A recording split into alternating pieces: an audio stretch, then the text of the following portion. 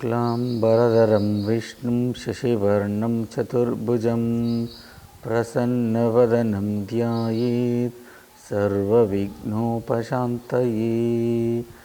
सरस्वती नमस्तुभ्यं वरदे कामरूपिणी। विद्यारम्भं करिष्यामि सिद्धिर्भवतु मे सदा। गुरुर्ब्रह्मा गुरुर्विष्णुः गुरुर्देवो महेश्वरः गुरुः साक्षात् परं ब्रह्म तस्मै श्री गुरवे नमः। ॐ शान्ति शान्ति शान्तिः।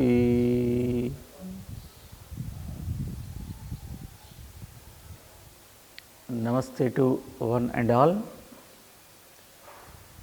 Happy to see all of you on the platform of Swami Vivekananda Yoga Trust, Mancheriala. So, today's our topic is 4 streams of yoga. So, in the topic itself we are having certain things to be known. One is 4 streams, other one is yoga. I hope you all know what is yoga. Yujyate anena iti yogaha. This is a etymological definition of yoga from the Nirukta point of view. And yujyate, that means union. Whenever we use the word union, that means there are minimum 2 things. Without 2 things minimum, we cannot do the union. So, what could be those 2 things is a first question we have to ask to ourselves. Then comes to an answer. Those 2 are, one is Jiva, second one is Ishvara. Jiva and Ishvara. Very oftenly, most of our yoga sadhakas use the word Jivatma with Paramatma, or they say individual self with the supreme self. So, yoga is that which is a technique, or you can say which is a upaya to unite this individual self with the supreme self, or you can say this is Jivatma with the Paramatma, or Jiva with Ishvara. But how can I unite? How can I join? There should be something else which we need to use. If we use karma as a means to unite ourselves with Ishvara, then we call it karma yoga. If I use the bhakti as a tool to unite ourselves with the supreme self, then we can call bhakti yoga. If I use the jnanam, the knowledge, as a tool, so we can say jnana yoga. Then what about Raja Yoga? What is Raja Yoga? We will discuss later, but time being, let us understand the Raja Yoga is the mind management, taking care of our mind, training our mind to unite myself with the Ishvara through the training of the mind. We can say Raja Yoga. So, these are the 4 well known streams of yoga. Are this only 4, or some more are there? If that is a question, the answer is these are not the only 4. There are so many. Mantra yoga is there, Tantra yoga is there, Kundalini yoga is there. There are any number of yogas are there. But even though there are any number of yogas, these 4 become very popular. Or there are really 4? We have discussed just now, there are more than 4, but at the same time, if you look at the Bhagavad Gita, in the 3rd chapter, Bhagavan Krishna gives one shloka to us. He says, Lokesmin vividha nishtha pura prokta maya nagha jnana yogena sankhyanam karma yogena yoginam. Bhagavan Krishna says, there are only 2 lifestyles are there. There are only 2 lifestyles, nishtha in only 2 lifestyles. What are those? Karma yoga and jnana yoga. Bhagavan Krishna says these are the only 2. He says, Loke asmin, lokesmin, loke asmin, asmin loke, in this loka, dvivida nishtha, nishtha, our commitment is dvivida, is only 2 types, only 2 folds. There are only 2 types of lifestyles or 2 fold of lifestyles. Asmin loke dvivida nishtha. Then he says, Pura prokta maya anaga, Arjuna, maya, by me, prokta, already told. When? Pura, once upon a time, long ago, I already told this too. So, based on this shloka, our Arjuna is going to ask one more question in the upcoming chapters. There he will give the answers. That we will see in the later part. When you study the Bhagavad Gita, then you will get that question and as well as answer. So, he says, Vividha Nishtha. What are those? Jnana Yogena Sankhyanam. One Nishtha is Jnana Yoga Nishtha, whom we call a Sankhyas. Sankhya means knowledge. So, Jnana Yogis is a one Nishtha. Jnana Yogena Sankhyanam Karma Yogena Yoginam. For yogis, all other people, another Nishtha is Karma Yoga Nishtha. There are only 2 Nishthas are available. One is Jnana Yoga Nishtha, other one is Karma Yoga Nishtha. Then a question comes in our mind. We have seen the 4 yogas, we heard there are 4 streams of yoga. What about the Bhakti yoga? What about the Raja yoga? This question comes in our mind. Yes, your question is valid. We appreciate for this question, but we need to understand Bhakti yoga and Raja yoga both are part and parcel in Karma yoga as well as Jnana yoga. Without Bhakti, you cannot become a Karma yogi. Without Bhakti, one cannot become a Jnana yogi. What is Raja yoga? Mind management, training of the mind. Without having proper trained mind or without having the mind, cannot be a Karma yogi. Without having the mind, cannot become a Jnana yogi. That means to become either Karma yogi or Jnana yogi, one has to be a Bhakta as well as a Raja yogi, a yogi. Hence, these 4 came into the picture. It is Swami Vivekananda who popularized these 4 streams.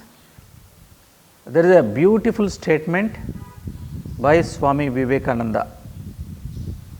So far whatever we discussed is just like Upodgatam. Now coming to the topic with Swami Vivekananda's quotation. Swami Vivekananda says, each soul is potentially divine. Each soul is potentially divine. We have to manifest that divinity by controlling the nature internally and externally. by work or worship or psychic control or philosophy, by one or more be free. This is Swami Vivekananda's famous quotation.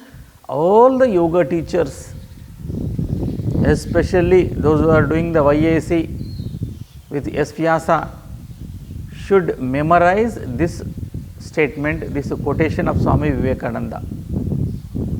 Not only as in general, but specifically for your exam point of view also very much beneficial, very much useful to us. So, let us discuss this statement of Swami Vivekananda with little more analysis in this statement. Statement number 1, what Swamiji says? Each soul is a potentially divine. Each soul, he didn't say only the human being soul, only the Indian soul. No, each soul, irrespective of your caste, creed, nationality, or whether you are an ant, or whether you are a dinosaur, whether you are a human being, any kind you are, any being you are. So, each soul means everything comes. Each soul is a potentially divine. This is a statement number 1. So, what we need to do? We have to manifest that divinity which is there within us. Now, the question comes, how can I manifest? So, Swami Vivekananda gives a technique here by controlling the nature, internally as well as externally. Most of us, what we say, oh, this is my nature, I do not want to change it, I cannot control, because this is my nature, I am like this, I am like that. So, if you think that I am like this, I am like that, I cannot change, that means you are not ready to manifest your divinity. So, always we need to work on to control that nature, but as a personally, instead of using the word control, I prefer to use the word master. Each soul is a potentially divine.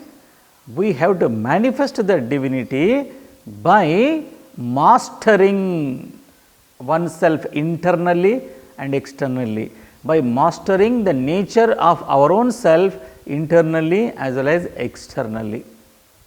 Now, another question comes, how can I master my nature?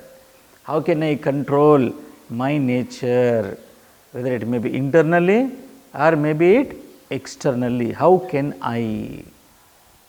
When you raise this question to yourself, so Swami Vivekananda gives an answer. He says, by work, by working. How to work comes karma yoga. By work, just work is called karma. That how to do that karma in the light of yoga. Yogastha kuru karmani, Bhagavan Krishna says in the 2nd chapter. Yogastaha kuru karmani, establishing in yoga you do your karma, then that karma will become karma yoga. So, when Swami Vivekananda says by karma, that means we need to understand within the bracket karma yoga. What is that karma yoga? We will discuss. Then he says by worship. By worship means by bhakti, by the devotion.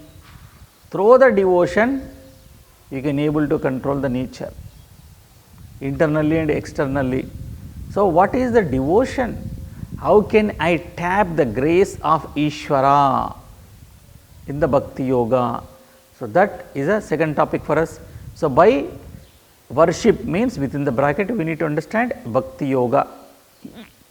Then he says by a psychic control, that means by the management of our own mind, mind management or training the mind. Amrita Bindu Upanishad says, Mana eva manushyanam karanam bandha moksha yoho. Mind alone is the cause for the bondage as well as for the freedom. Mana eva manushyanam, for the manushyanam, for our human beings, for these human beings, mind alone is the cause. For what? Bandha as well as moksha. If you say that I am in a bondage, because of your mind. If you say I am getting the moksha, or I am moving towards the moksha, or you can say if I am becoming free from my bondage, that is also because of our mind. This is from Amrita Bindu Upanishad. Hence, this mind management or training of the mind is very important. That training of the mind is called Raja Yoga. Okay. This Raja Yoga word is used by Swatma Rama in Hatha Yoga Pradipika. He says, I am giving this Hatha Yoga Pradipika for Kevalam Raja Yogaya, to take the student towards the Raja Yoga. Raja Yoga here is Pathanjali Yoga Sutras. The Pathanjali Maharshi's yoga, which is Yoga Darshana, otherwise called Raja Yoga, which is popularized by again Swami Vivekananda. Then he gives the fourth option by philosophy. Philosophy. Philo means love, Sophy means knowledge. Philosophy means love for knowledge. We can say Jnana yoga. So, through these four, or at least by one, or minimum two, or minimum three, or maximum four, you can take by one or four, in between any percentage, any ratio, any combination, one has to be free. This is called four streams of yoga. Now comes what is this karma and how karma can be converted into karma yoga. Karma to karma yoga, every one of us doing karma. Even Bhagavad Gita, Bhagavan Krishna says, Nahi kaschit kshanam api. No one can be there even for a fraction of second without doing anything. Some of you may be thinking that, I am not doing anything, I am simply sitting. Hey, sitting is karma. Sitting is an action. Sitting is a verb. Or you say, I am not doing anything, I am only sleeping. Sleeping is also an action. Sleeping is a verb, it is an action. And your heart is beating all the time continuously. It is also a karma. So, nahi kaschit kshanam api. So, everyone is bound to do some action. How to do that action? There comes the karma yoga. Whatever actions you are performing, perform those actions with an attitude of surrendering to Ishvara. Ishvararpana bhavana. You perform your activities, and when the result comes, you accept those results as a prasada bhavana, as a gift from the Ishvara. When you cultivate these two attitudes, your karma will become karma yoga. You can do whatever you want in your life. Let you work for your taking care of your family. Let you may work for the promotion in your company. Let you may be working to earn so much money and so many material objects. Nothing wrong.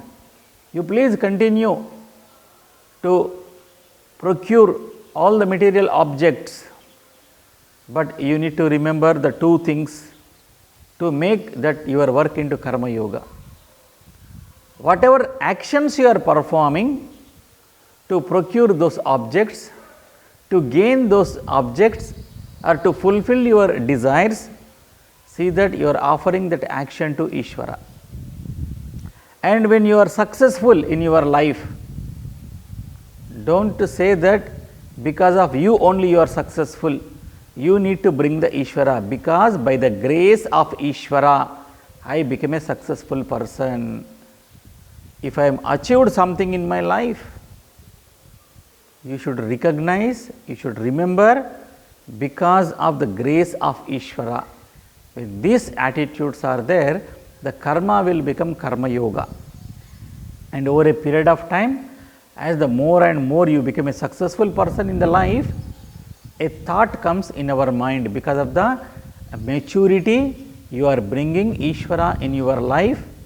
Then you will be started thinking by the purity of your mind, because it is going to become pure, because you are offering to Ishvara, you are accepting as a prasada from Ishvara, you will be started thinking about the Nishkama karma.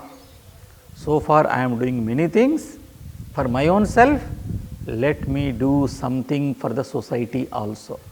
So far I am only the consumer, now let me become a contributor to the society. So, from the consumer you will be transformed into contributor, that is the power of karma yoga. I repeat one more time, the power of karma yoga is one will be transformed from the consumer attitude to a contributor. Karma yoga makes a consumer into contributor. I mean, it comes here according to your VYASA syllabus. There are 3 different karmas are explained under your syllabus. So, hence let us see what are those 3 different karmas which are mentioned in your syllabus. They are called Prarabdha karma, Sanchita karma and Agami karma. These are the 3 karmas are discussed. Let us understand what are these 3 karmas. To understand that, let us take the science a little bit here. According to Newton's third law, every action will have equal and opposite reaction. Every action will have its reaction, its consequences. Every action will have its own consequences. So, when you do something, our every action will produce 2 types of results. Please remember, every action produces 2 types of results. What are those 2 types of results? Number 1 is called Drushta Palam, the second one is called Adrushta Palam. I repeat, one is Drushta Palam. Drushta means seen result. Seen result means immediately seen result. The second one is Adrushta Palam. Adrushta. A makes the drushta into negative, opposite to it. So, Adrushta means not seen immediately. That which I do not see immediately now, but I am going to get them in the future, in the form of luck, in the form of grace, that is called Adrushta. So, this Drushtapala immediately you have experienced, then Adruštapala which is going to come, that going to come result, the going to come consequences for every action. If you do the good action, good results. If you do the wrong action, wrong results. One has to experience. So, that which is going to come in the future, that is called Agami karma. I have done the karma now, but results not yet manifested completely. So, those things goes into Agami karma, which I am going to do. Some karma, results also going to come. I am going to do the karma, the results also going to come. That is called Agami karma. And certain karmas you have already performed in your previous life. In the previous life or in the past, maybe 20 years back, 10 years back, in the past, in anything you can take in the past. The past which you have done certain karmas, you have performed the karmas, already performed the karmas, but results not yet manifested. Those results goes and sits under Sanchita karma. Then comes the third one, I have taken this birth, I came into this world with some karma with us. The karma which we brought into this world with us is called prarabdha karma. Or when the karma started fructifying, that is called prarabdha karma, which is already begun giving the result. It is called prarabdha karma.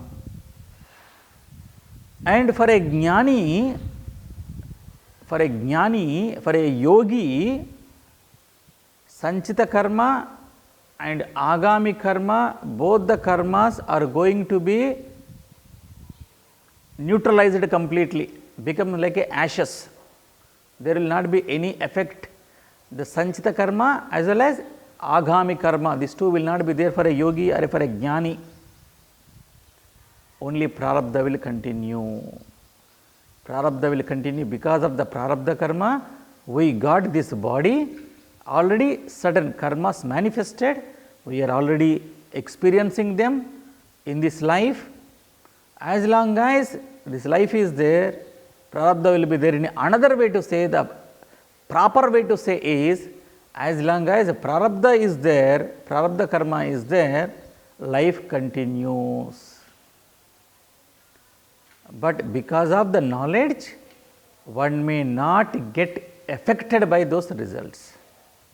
This is about the prarabdha karma, sanchita karma and agami karma. Simply remember, agami karma means aane wala karma. Sanchita karma means already came and sitting it back, but not yet manifested, not yet matured. And prarabdha is which is already matured.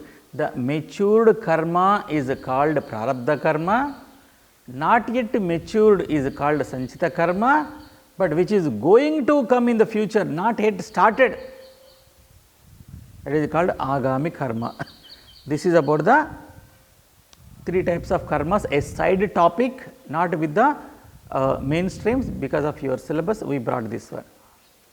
Now look at the next topic called worship, is a bhakti yoga. What is bhakti yoga?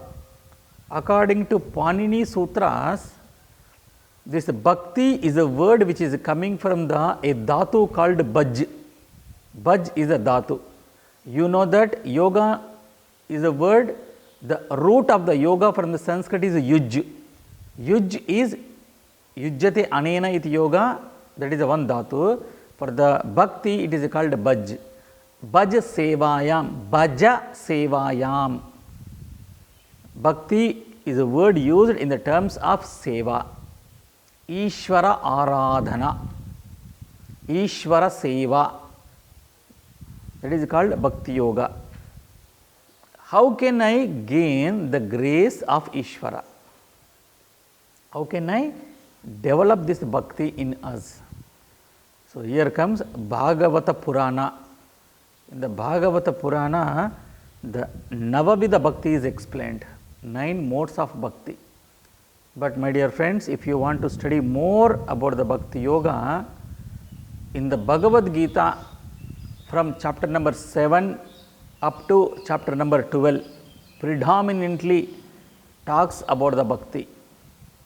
Amazing text, the Bhagavad Gita, and very wonderfully explained by Bhagavan Krishna, and on that Bhagavan Krishna's explanation, a very beautiful commentary by Shankaracharya. If you want to understand the Bhagavad Gita best and better, please go through Shankaracharya's commentary on Bhagavad Gita. Okay. So we are bringing the topic how to gain the bhakti, how to get the grace of Ishvara from Bhagavata Purana. One shloka is there.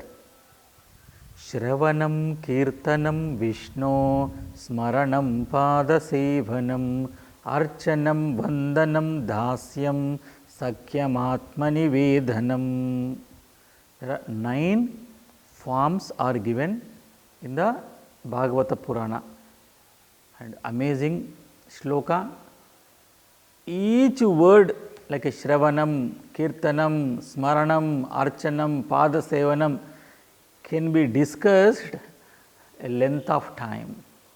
because today is our topic is just to introduce these 4 streams of yoga to you, given an outline. So, just I am mentioning these 9 forms, 9 ways to tap the grace of Ishvara. Then next comes Raja Yoga. What is Raja Yoga? The Pathanjali Yoga Sutras are called Raja Yoga, and here the important topic which is discussed by Pathanjali Maharshi under Yoga Darshana is a mind management, training of the mind. So, Pathanjali Maharshi gave a darshana called Yoga Darshana in the form of Yoga Sutras, popularly known as Pathanjali Yoga Sutras, with 4 chapters, with 4 different titles for each chapter: Samadhi Pada, Sadhana Pada, Vibhuti Pada, Kaivalya Pada. So, there in that Pathanjali Yoga Sutras, Pathanjali Maharshi enumerated certain sadhanas for the students. Among those sadhanas, one of the sadhana is Ashtanga Yoga. Among couple of sadhanas, Ashtanga Yoga is one of the sadhana. Don't think that Ashtanga Yoga is the only yoga taught by the Pathanjali Maharshi. 8 steps, 8 limbs yoga, that is it. Asta means 8, Anga means limb. So, Ashtanga means 8 limbs. So, the 8 limbs is one of the sadhana, because in the first chapter he gives the Abhyasa Vairagya, Bhyam Tannirodha, Chitta Vritti Nirodha, and different other sadhanas are given. In the second chapter also Pathanjali Maharshi explains the Kriya Yoga, Tapaswadhyaya Ishvara Pranidhanani Kriya Yoga. So, Ashtanga Yoga is one of the topic. So, what is given under Ashtanga Yoga? Yama, Niyama, Asana, Pranayama, Pratyahara, Dharana, Dhyana, Samadhi. These are Ashtau Angani. What is Yama? Yama means don't think about Lord Yama. Here, Yama is not Lord Yama. Of course, why it is called Yama? What is the job of Lord Yama? Lord Yama's job is disciplining the people. Lord Yama is dharma, is to discipline the people. He is a ruler of dharma, a ruler of kala. So, here Yama means a certain rules which are given to us how one has to live in the society. Yama means, I can use the other word, universal commandments. The universal commandments are called Yama, how one has to live in the society. So, under that Yama, again Pathanjali Maharshi gives the 5 principles to us: Ahimsa, Satya, Asteya, Aparigraha, Brahmacharya. These are the 5 principles given by Pathanjali Maharshi under Yama. Again, this discussing about the Yama, this 5 principle, it is exclusively one topic, can be discussed elaborately with the help of Ramakrishna Paramahamsa's stories. Ramakrishna Paramahamsa in Ramakrishna Kathamritam. Kathamritam is a text, a book published by Ramakrishna Mission with full of stories, full of dialogue of Ramakrishna Paramahamsa, how he imparted the knowledge to his devotees. If you want to gain more knowledge in a simple way, please go through Ramakrishna Kathamritam.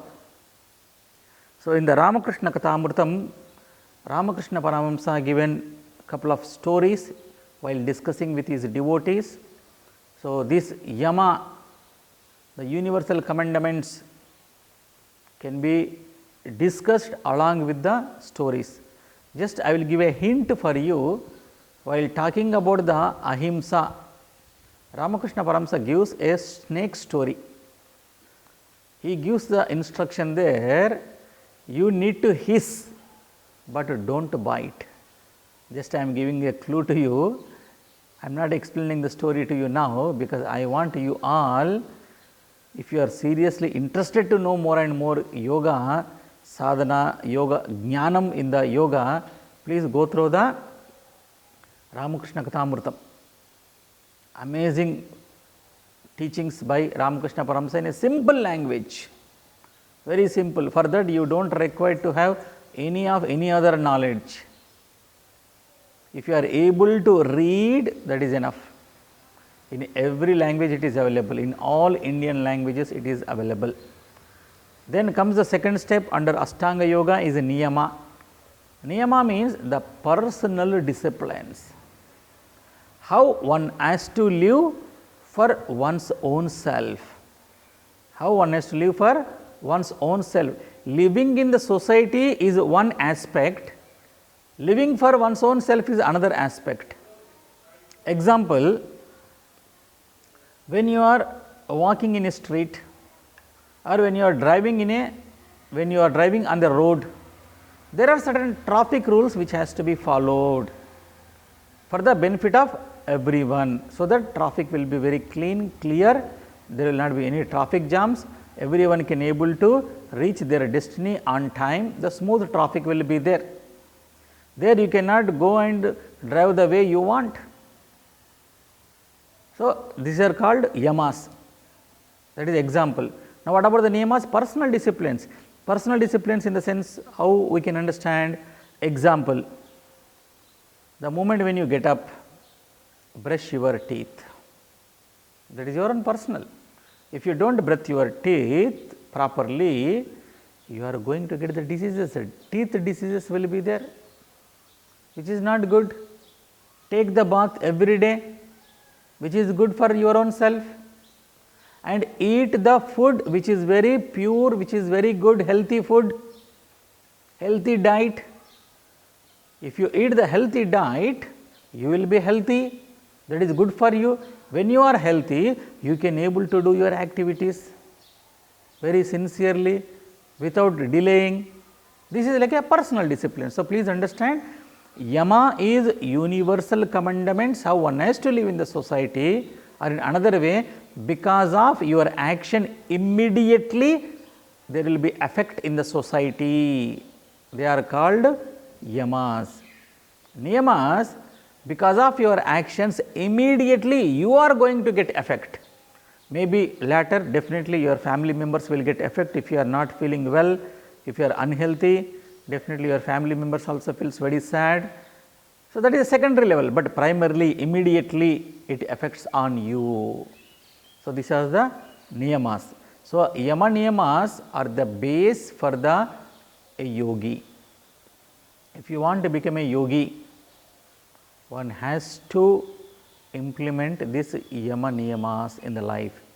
If we don't implement yama niyamas in our life, and you want to do the meditation straight away, because one of the limb is called dhyana, and you are sitting for the meditation, nothing is going to happen. Only one thing will happen, you will fall into sleep.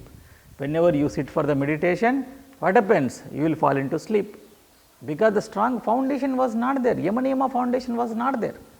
So, if you want to be successful in the dhyanam, if you want to be successful in pratyahara, if you want successful in the dharana, this yama niyamas has to become very strong. These yama niyamas are our foundation. When this foundation is strong, you can build any number of floors. If the foundation is not strong, it is not advised to build many floors. So, yama niyamas. Then comes after yama niyamas, the next topic is called asana. Asana means a posture. Pathanjali Maharshi gives the definition, sthira sukham asanam, firm and comfortable, that is called asana. Remember, my dear friends, what is yoga? Yoga is not how you stand on your head. Yoga is how you use your head, the way of life. How can I inculcate certain values in my life? That is called yoga. So, under the asana, Pathanjali defines the asana. He did not explain how many asanas are there. That comes in the Hatha Yoga Pradipika, Ghiranya Samhita, Hata Ratnavali, Shiva Samhita. There are some other yoga textbooks are there, ancient textbooks are there, but Pathanjali Maharshi gives Sthira Sukham Asanam, firm and comfort. In whichever posture you are sitting, you should be firm and comfort for a length of time. Then it is called asana. Then comes the fourth limb, pranayama. So Patanjali Maharshi says, Tasmin sati shwasa prashwasayor gati vichyedaha pranayama. After establishing in yamaniyamas as well as in asana, gati vichyedaha, gati, the direction of our breath, the inhalation and exhalation, gaining the mastery over your breath, or I can use the another term, gaining the mastery over your bioenergy. Prana is nothing but our bioenergy. So, gaining the mastery over the bioenergy through certain methods, so through certain techniques like a Puraka, Rechaka, Kumbhaka, certain methods are provided in the Yoga Shastra. Doing those things, gaining the mastery is called pranayama. Ayama is also called mastery. Ayama is also called control. Control over prana, mastery over the prana. Prana is here bioenergy. So, mastery over the bioenergy, mastery over the prana is called pranayama. Then Patanjali Maharshi gives the fifth limb, pratyahara. Prati plus ahara is equal to pratyahara. Ahara means food. When you use the word food, what comes in our mind, what we want to eat through our mouth is called food. You are right, but that is not the only food. Food is that through your five senses, whatever you perceive, that is the food for your senses. Colors are there, different forms are there, they are the food for my eyes. Nice sounds are coming, or some noise or some sounds, those are the food for our ears. A smell is a food for our nose. Taste is a food for our tongue. And a touch, a feeling, touch feeling is a food for our skin. So, through our five senses, through our jnana indriyas, whatever we perceive, that is the ahara. So, now he uses the word prati plus ahara. There is a sandhi, Samskrita Vyakaranam comes into the picture, prati plus ahara, which we called yana sandhi. If some of you might have been studied in the school days, like a sandhis, savarna dirgha sandhi, guna sandhi, etc. This prati plus ahara comes under yana sandhi.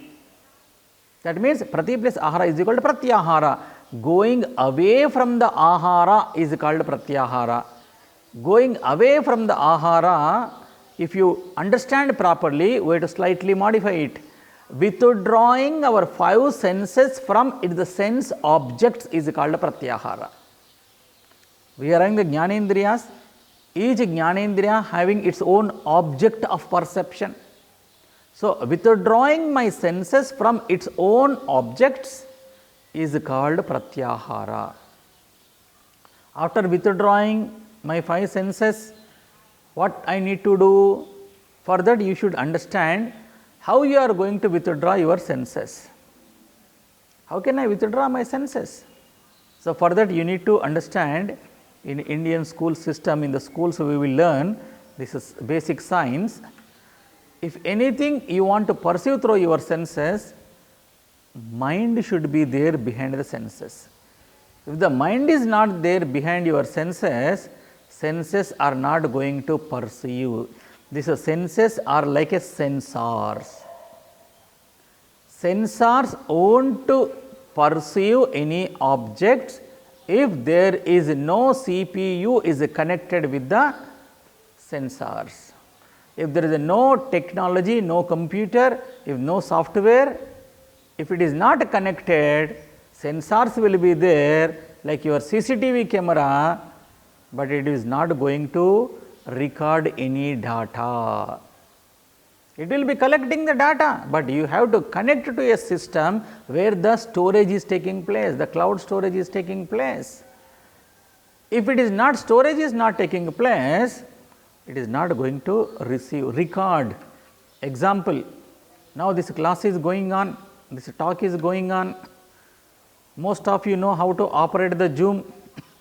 When you are operating the Zoom, I am able to talk from here, you are able to listen from there. It is continuously going on.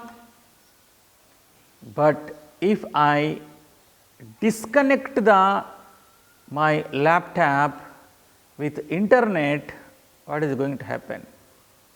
Still camera is on from my side in my laptop. I can able to see myself in the system, but you are not able to see me because something is missing. That Wi-Fi is missing, that internet is missing. That is our mind.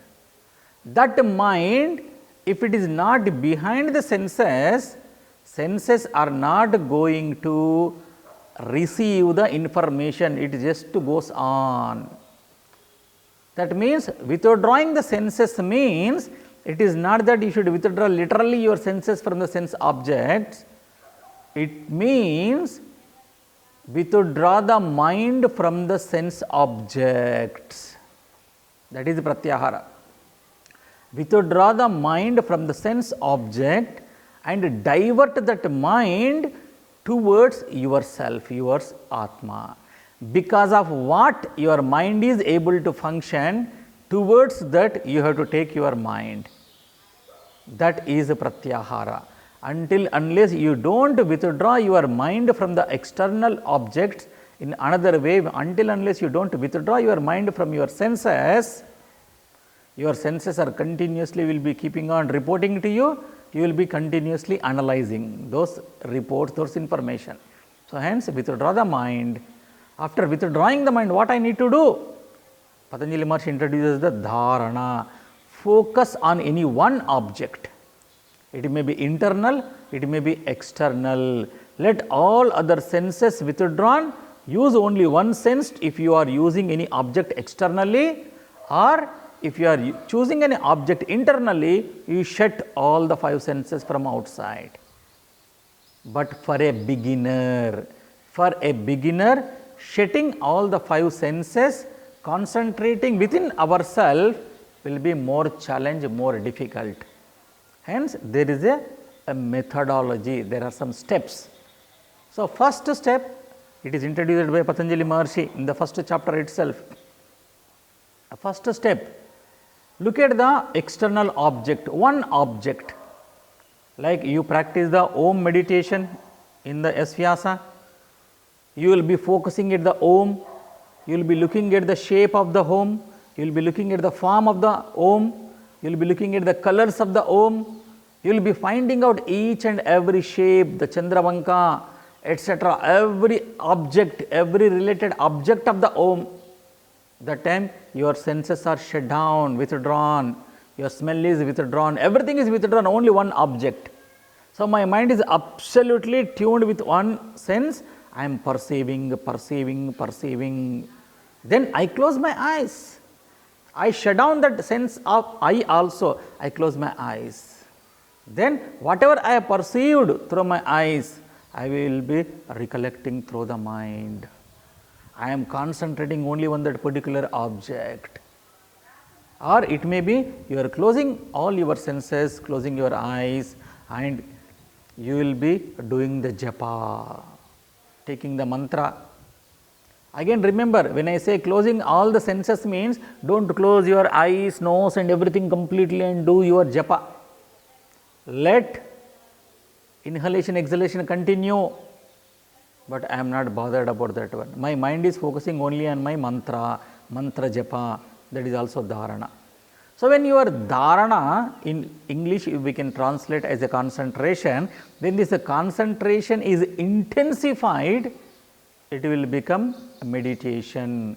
The dharana will become dhyana when you intensify your dharana. What is a dhyanam? Pathanjali Maharshi says, Tatra pratyaya ekathanata dhyanam. on which object you have chosen for the dharana, on that object, if you are able to focus continuously for a long time, that is called dhyanam. And dhyanam, there is another definition also is there from our Shastra. Another definition is Saguna Brahma Manasa Vyaparaha, Saguna Brahma Vishaya Manasa Vyaparaha iti dhyanam. Concentrating on the Ishvara with the qualities is also called dhyanam. When this dhyanam, this meditation is intensified further, it will become the samadhi.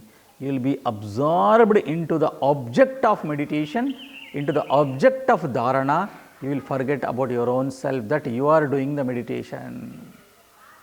At that particular state, at higher level, it is called samadhi according to Yoga Shastra. Then the fourth stream which we have said, Jnana Yoga.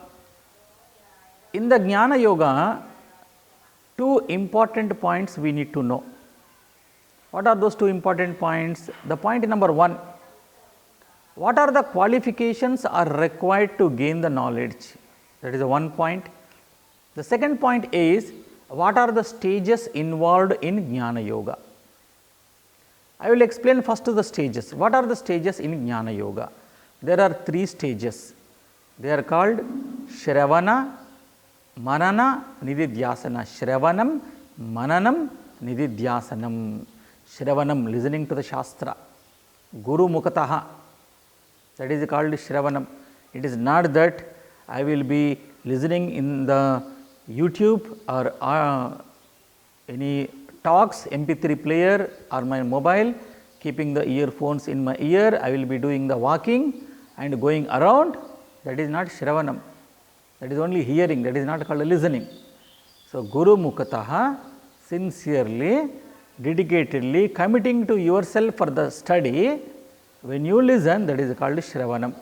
Then after listening, you need to reflect what you have heard from the teacher, through what you have heard from the Shastra unfolded by the teacher. You need to reflect. While reflecting, some doubts will come, and those you need to resolve those doubts while discussing with the teacher, with the co-students, etc. Once all the samshayas, all the doubts are resolved, then Nididhyasana takes place. These are the three stages. And what are the qualifications? There are fourfold qualifications are suggested, which is called Sadhana Chatushtaya.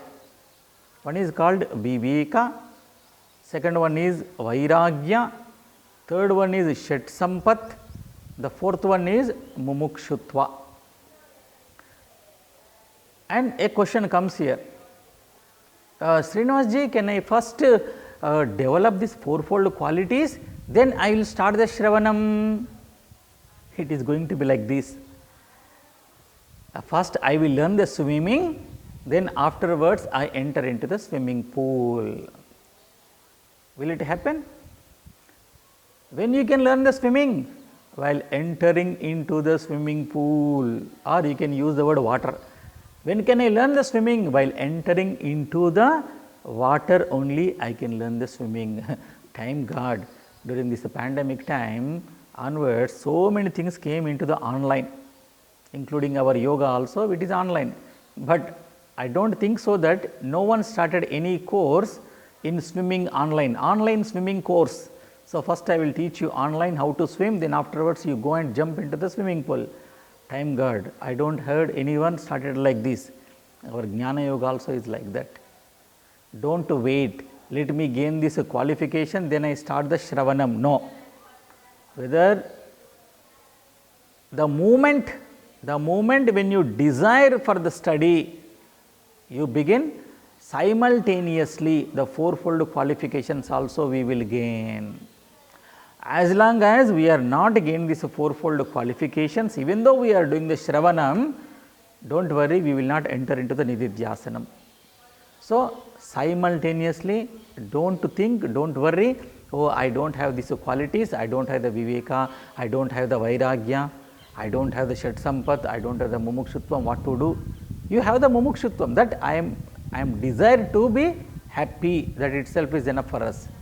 To learn the Jnanam, to gain the Jnanam, one qualification is more than sufficient. What is that? Mumukshutva. Moksho me bhuyat iti ichcha. I am desire for moksha. I am desire for happiness. Moksha is nothing but happiness. I want to be happy now, tomorrow, next week, next month, throughout my life. Even by chance there is one more life, I want to be happy. That is called mumukshutva, that desire. With this, you can start doing the Shravanam and rest of the things takes place. So, Viveka is a discrimination, and Vairagya is a dispassion, and Shat Sampat is a sixfold Sampat, sixfold wealth, and the fourth one is Mumukshutva. So, these are the four qualifications which are very much essential. So, with this I will conclude today's our topic. Om Sarve Bhavantu Sukhinah Sarve Santu Niramayah Sarve Bhadrani Pashyantu Ma Kaschit Dukkha Bhag Bhavet. Om Shanti Shanti Shanti. Harihi Om Shri Gurubhyo Namaha. Harihi Om.